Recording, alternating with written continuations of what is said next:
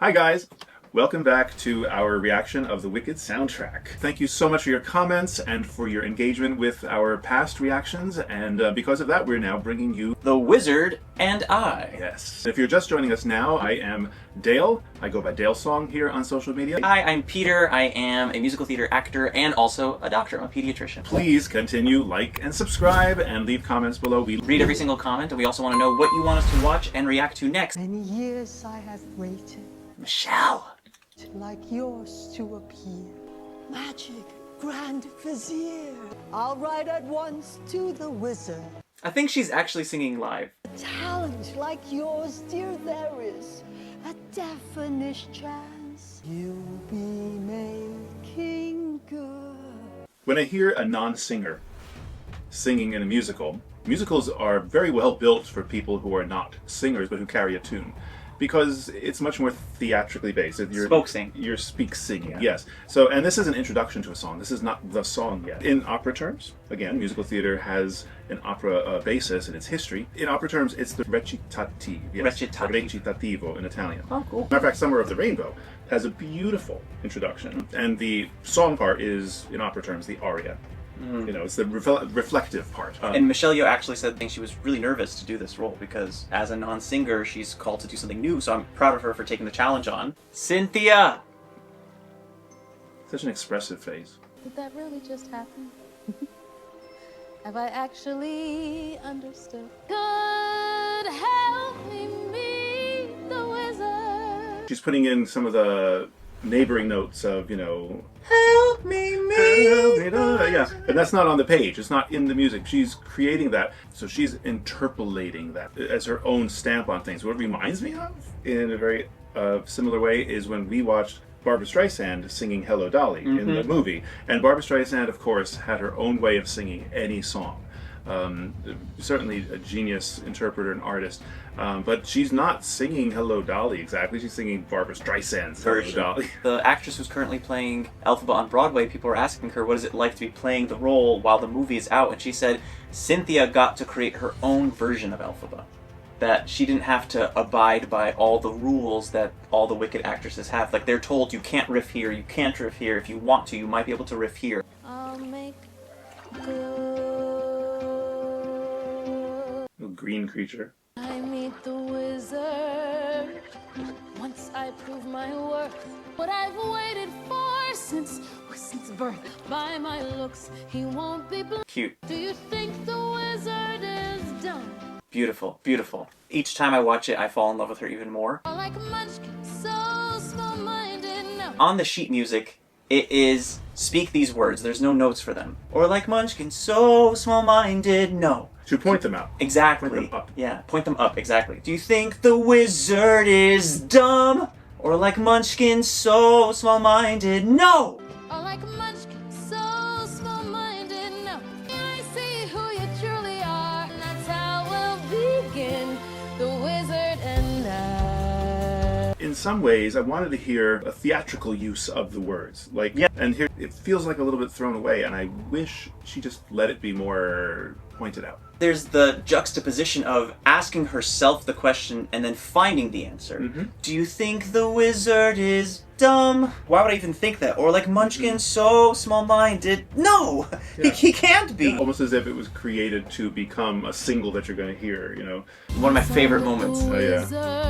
It's very youthful. My whole life will change. That part. No father is not proud. Nobody knows her yet. But they still think she's weird. And all of us has to love you when by the wizard you're acclaimed. Maybe at last I'll know why. Hand in hand, the wizard and I. I just love her brightness. Yeah, she really came alive. Yeah, she came alive, and she's this is the part of the acting that is deep.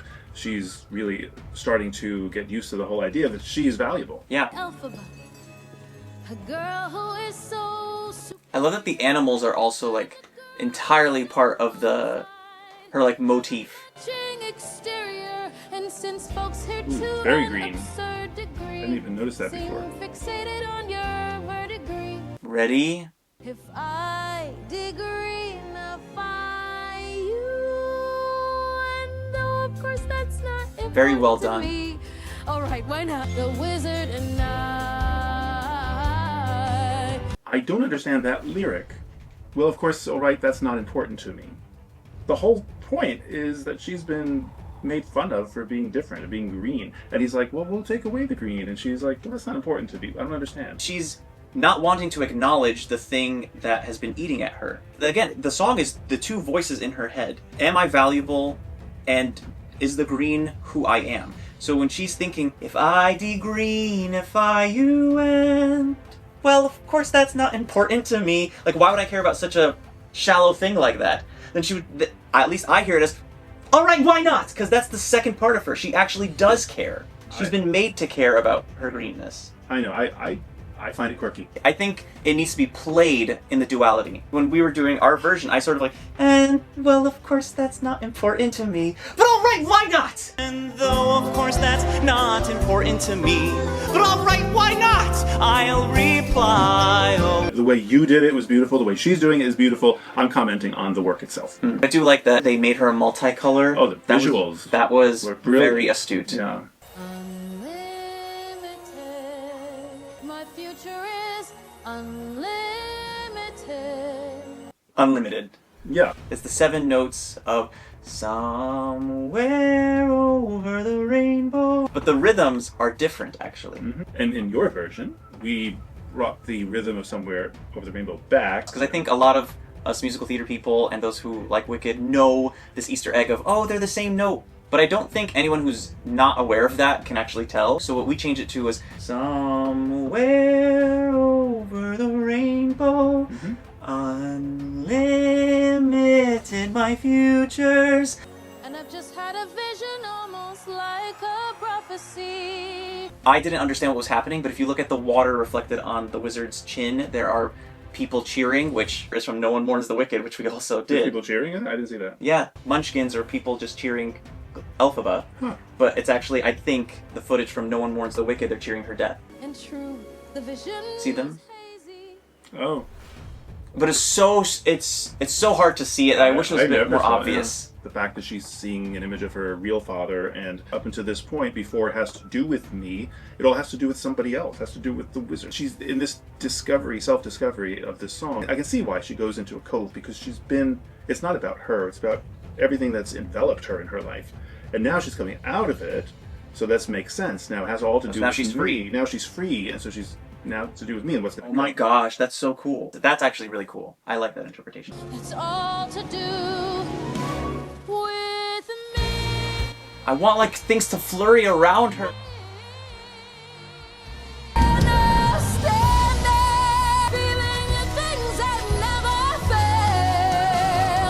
We're amping up, but visually we're on the same plane, which is pun intended. Not just visually. The way this has been interpreted versus the stage musical, so far anyway, it's been very on one plane. Melt, and so it will be for the rest of my life. And I also wonder, it looks like so much CGI is happening at this moment that this was a last minute addition. Oh, that's interesting. It looks like her shadowing and everything. There's a release that should be happening that I'm not feeling. Yeah, like, the walking is really underwhelming. What were they trying to tell us? Visually, what does this mean? Is this Scarecrow? Maybe there was those rose bushes. Maybe all the animals would come out. She's very Snow White. She, like, loves animals, and she has this heart of gold. Also, melt. Yes, so yes, that was another one of those moments that we wanted to have expressed largely. Especially because she screams it. Yeah. Melting! Right. Held in such high esteem. For half of Oz's favorite. For half of Oz's favorite team. There's the rainbow. That was beautiful.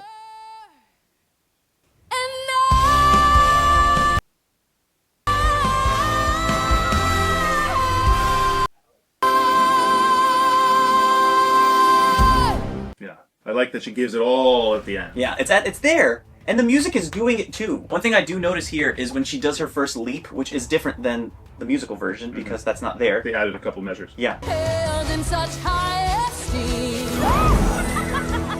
It's a beautiful moment because it's foreshadowing Defying Gravity. That they do it only once. When people see me, they will scream. Yeah. It could work twice. And then beautiful shot with the rainbow and the crows flying. Yeah. What is this area? Oh, I don't know. It just reminds me of the White Cliffs of Dover, which is in England, but this is not that. Final shot should have been with the rainbow. Maybe like do a 360 around her. And then she's just looking out with the rainbow like that, and we're behind her. But here we're looking down at her. It's interesting because this is one of the highlight songs of the show, yet I feel they didn't capture that in this particular version. But she can, and they have, and they do in other songs, so I'm sure they're trying to tell us something. If the song is The Wizard and I, and the goal is she wants to be with the wizard, the final shot needs to encapsulate that. Like Popular, the final shot, Glinda with her mirror looking at herself, standing on her clothing, in her high heels with her dress in all pink. That's a signature, iconic frame shot. For as fantastical as the movie is, stuck on realism in this part. In this one song, yeah. For half of ours Yeah, this looks like all CGI. It's not an ocean, that's a desert. Is it? It's a desert. It's certainly a deep performance. Yeah. Thank you, Cynthia, for an incredible performance. That's why she's, Almost EGOT. Oh, Steve, that's why that's why we're talking Oscars a little bit. Hopefully she'll And the get her youngest. Oscar. And the youngest? Oh, She'll be the youngest EGOT. to have received yet. Let's hope. Her performance is so nuanced. Even in the song, like I'm saying, it's maybe overworked and everything, but I think we could have trusted watching her a little bit more than having to get the CGI. Yeah. She was doing it all. And that was enough for me. Yeah. So, thank you for watching. Let us know what you thought about this song and Cynthia's performance. The rest of the movie is a slam dunk, so I assume this is a slam dunk and maybe we're just not seeing it Yeah, yet. we might be missing something. So, like, subscribe, do all that stuff, and join us for more. So we will see you in the next one. Ciao for now, and as always, keep music in your hearts. Ciao! You'll be making good. Hold on. We're holding, please hold! What? Do you not know what it is? He said because you're so dramatic, so you always have a violin to play your sad stories. I said, thank you. So we see it. Blah, blah, blah, blah. So we see it. We will blah.